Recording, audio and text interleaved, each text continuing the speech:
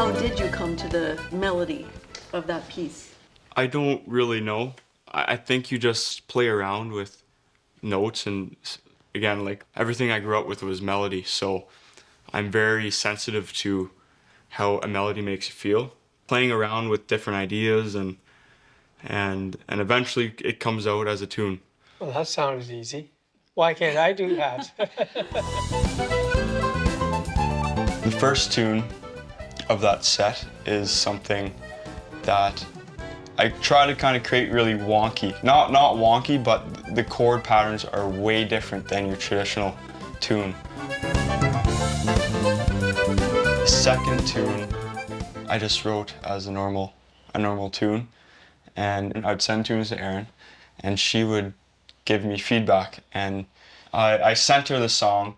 A couple weeks later, I went to play that tune with her, and she created this jazz bass hand line. And then the second part, she created like a Latin jazz feel. And I thought it was really, really cool. So we incorporated the two of them as kind of a jazz fusion traditional piece. And that's how that set came to be.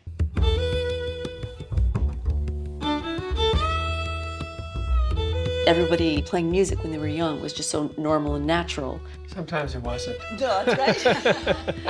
Get in there and practice? Yeah. Yeah. Yeah.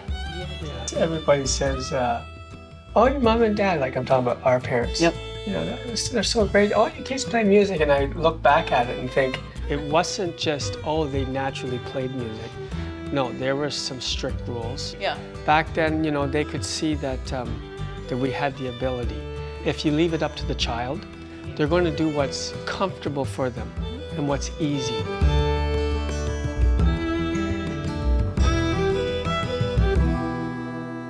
As part of Leahy Music Camp, they would bring in different instructors, and one of the instructors they brought in one time was a guy by the name of Siobheann from Quebec City, and he was a French accordion player, Quebecois style accordion player.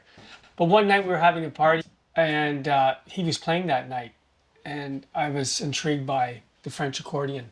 We had the Irish accordion from Ireland from my godfather. He played that, and he would bring that into the home. But this was the Quebec style. I think it was my first introduction to the accordion from the Irish Quebec perspective.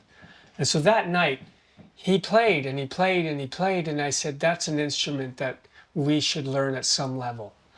And so it was during that week I went up to Siobheann and asked Siobheann, I said, do you teach lessons through Skype? And he said, what's that? And at the time it was very new. Skype was very, very new, and I didn't know much about it, but I had heard that somebody had done that. At the start, Skype, it was still new in the process, so it was pretty glitchy at the start, so we got through it. As for the accordion, it's kind of one of those things that was just brought on me. I said, okay. Dad was like, okay, you want to learn it? I was like, sure. And it wasn't like it was exciting or anything, but as it kept going, I liked it more and more. I started to practice a lot.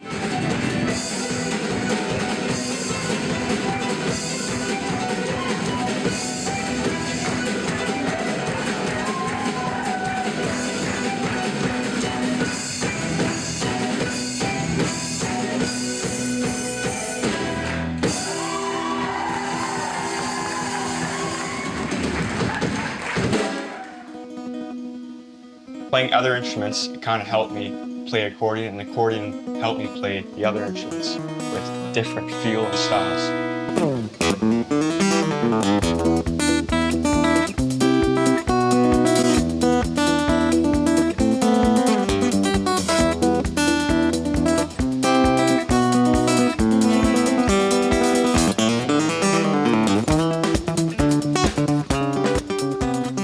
Actually, a good story is we were on tour in the U.S., and I remember being it was Santa Fe, New Mexico. It was sound check, and everyone was setting up, and I had the idea of asking Xavier to come to the piano with his accordion, and let's try to compose something.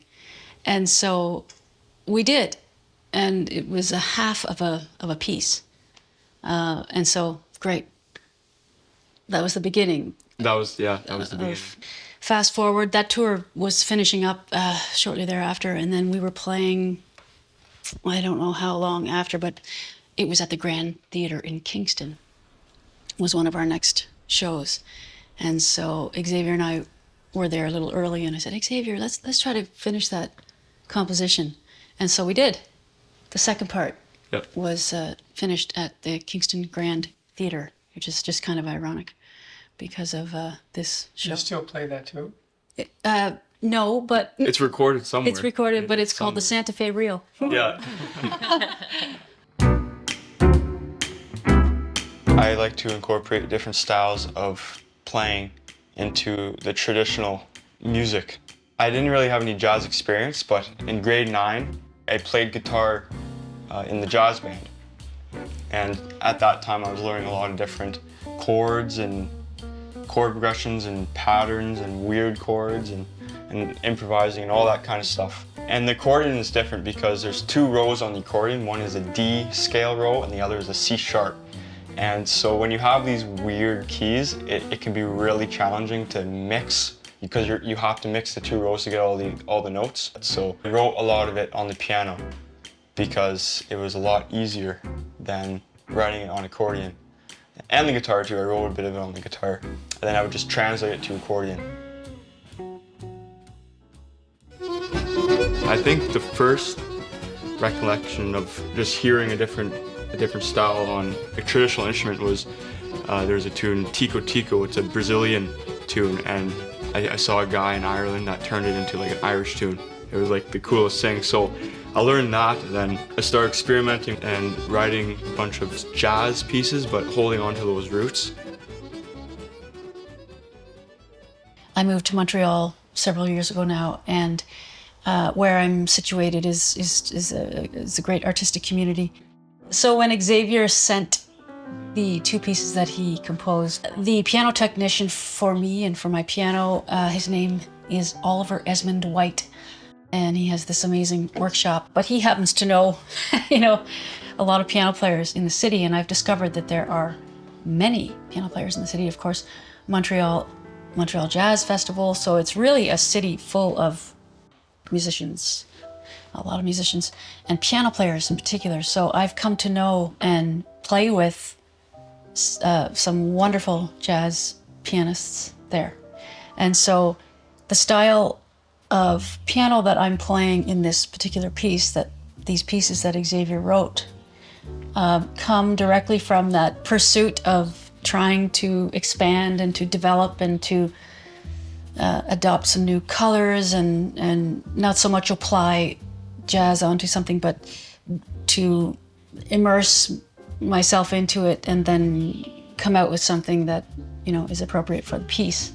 And so that particular piano arrangement comes from that whole influence and that experience in Montreal, which is this walking bass line and these different harmonies and chords, and then the Latin influence in the second part in particular,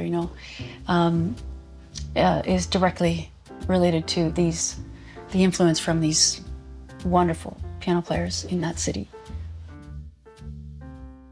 This particular tune I heard many years ago, and Erin and Xavier would be playing it during sound check. And I can remember walking out and listening to it, and I didn't know what the tune was, and I didn't know that you even wrote it, and I thought, okay, it's some amazing jazz tune they just learned. And of course, then my ear is drawn to the bass, and I was like, oh my Lord, I just thought, well, I'll never be playing that tune. With that left hand is doing the melody, kind of, to what you're doing, right? And so I'm thinking, okay, I guess I'm not going to be doing this. That's just too much. So fast forward to now. So I had to get Erin to record what she is doing. And I thought I will make the attempt. Because I learn by ear. I have to understand it before I can play it. I hear it, feel it. That's how I learn. So I got her to record it a few times for me, but it was too fast. So I could remember calling her and saying, or texting her and saying, I can't do this. I cannot do this. I'm really going to try. It was so frustrating because I couldn't really hear where the notes were, and it was it really was frustrating for me. And it was like, oh my gosh, really? I can't do this? It's really not happening. Anyway, I was getting disappointed in myself, and it was an issue because usually I can let it all happen. So I'm texting her and I'm saying, I can't do this. I'm just not getting it. Can you send it again? Anyway, I thought, dear Lord, okay, let's focus here, Siobheann. And it clicked. I figured it out, and I got the pattern that she was doing, and I was able to do it. And I texted her back, and I think it was 5 or 7 minutes to say, oh my gosh, I got it. Finally got it. So at first it was very challenging, but it's very fun to play. Very fun. What, Frank? I have to. This will support your cause. Okay. So sometimes when I struggle with drums, I'm left-handed. My wife is a step dancing teacher. I go to her and say, can you mimic with your feet the pattern and go really slow so I can learn it? So I do that constantly. Everybody thinks, Frank, that was great. And I don't tell them the real story. It was my wife that created it for me. As a musician, you are constantly trying to develop and to expand and to find new sounds and to develop new techniques, and part of that journey, it keeps you striving forward and keeps you interested and it keeps you discovering, and that in itself is exciting. So of course, when you do discover something new, you want to share that, and you want that to be a part of your journey of expression, and you're essentially offering something new, but you're genuinely excited about it as well. So that was the first time we performed it in front of an audience. It's always been a journey. It's a journey of development, and Lord willing that through that development you have something to offer.